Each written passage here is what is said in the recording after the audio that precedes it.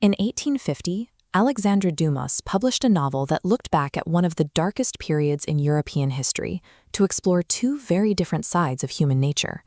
He set his story in the Netherlands during the year 1672.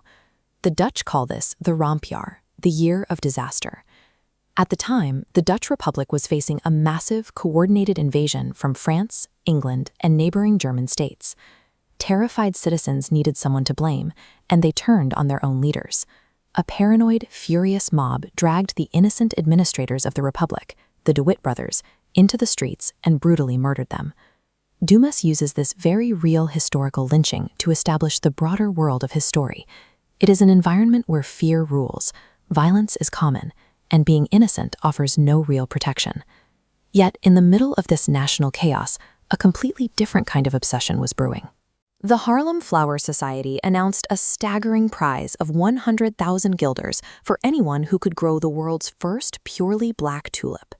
This technical botanical illustration of tulip varieties highlights the exact science a wealthy young man named Cornelius van Baerle dedicated his life to.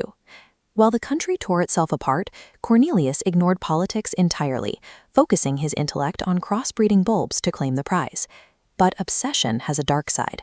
Cornelius's next-door neighbor, another grower named Isaac Boxtel, spent years secretly spying on these experiments, letting intense jealousy rot his mind. When Boxtel realized Cornelius was actually going to succeed, he saw an opportunity in the political terror sweeping the nation.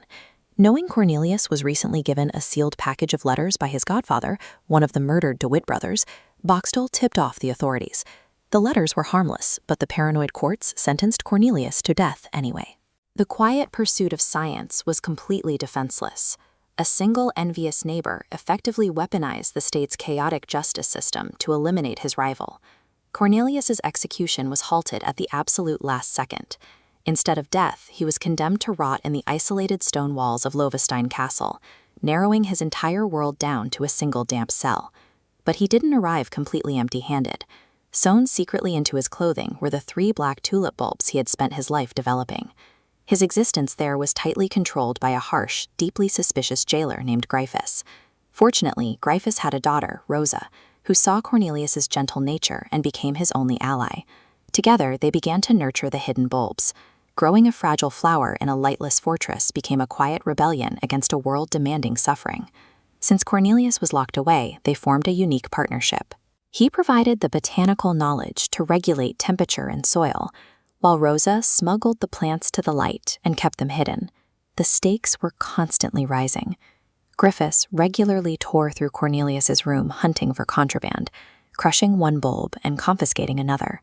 Against all odds, Rosa managed to protect the final bulb until it finally opened. It produced petals so deeply pigmented they absorbed the dim light of the cell, blooming into a flawless, perfectly black tulip. But their triumph didn't last. Isaac Boxtel had moved to the town under a fake name, rented a room nearby, and spent months spying on the prison.